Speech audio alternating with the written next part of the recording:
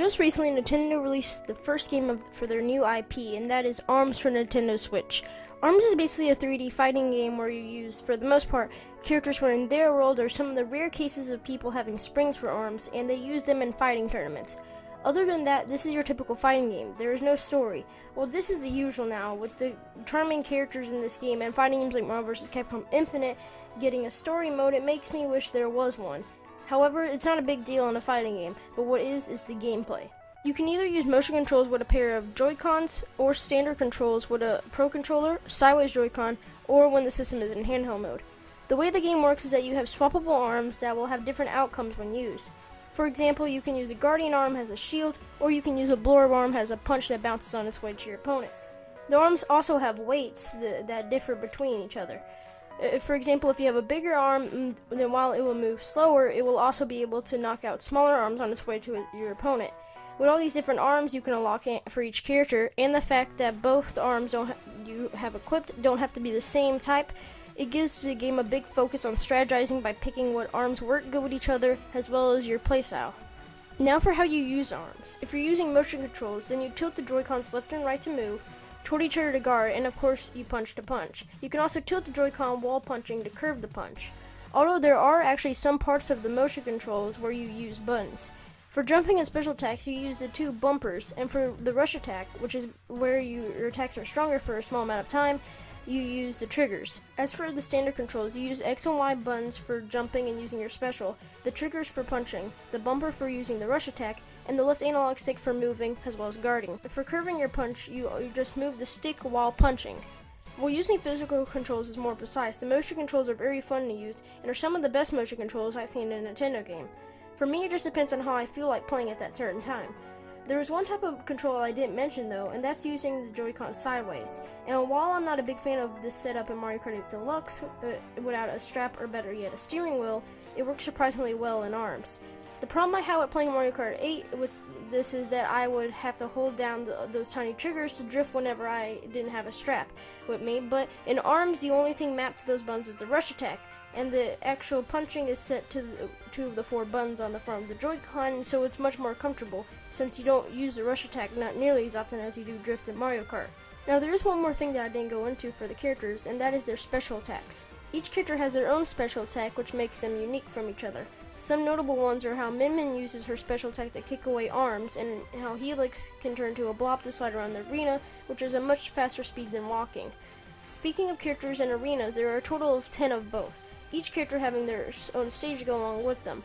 This may seem like a small amount, but similar to Splatoon on the Wii U, the amount of options starts off small but gradually gets bigger in the form of free DLC.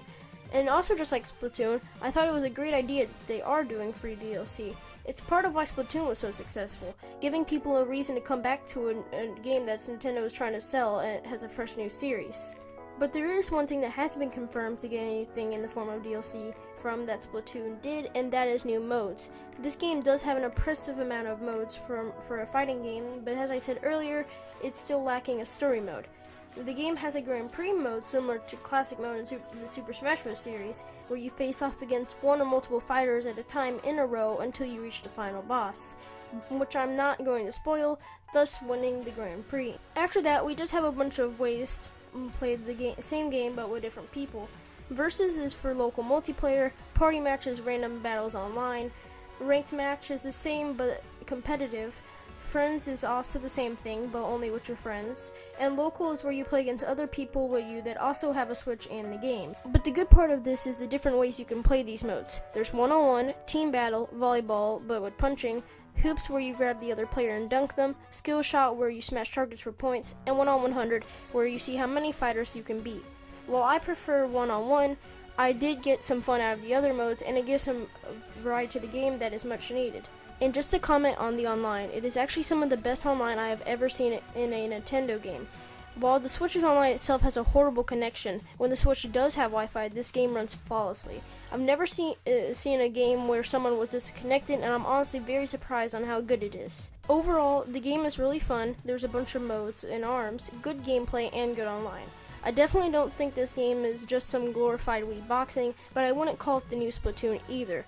I just can't see myself coming back to this game like I do for Splatoon or Smash Bros, but this game works perfectly for quick matches while I have some downtime on the go. But considering it's what made Splatoon worth coming back to, I think we need to wait for DLC to come out before any final thoughts on this game.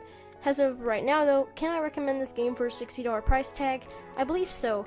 If you're looking for a new experience on your Switch and you like Nintendo games or fighting games, then I say pick this one up. It's truly a ton of fun. And that's the end of my review. And I know it was very long, but I wanted to get all my points across like any good review should. Anyway, feel free to like this video and comment what's your thoughts on ARMS and whether or not you have or plan to get this game. Also, if you do have ARMS, then feel free to let me know your Switch friend code in the comments below so we can play together, as well as play any other games on the Switch like MarioKart 8 Deluxe, as well as games on other systems like Wii U, PS4, 3DS, and Steam, since all my usernames and friend codes for those systems are in the description below, so you can add me on any of those devices.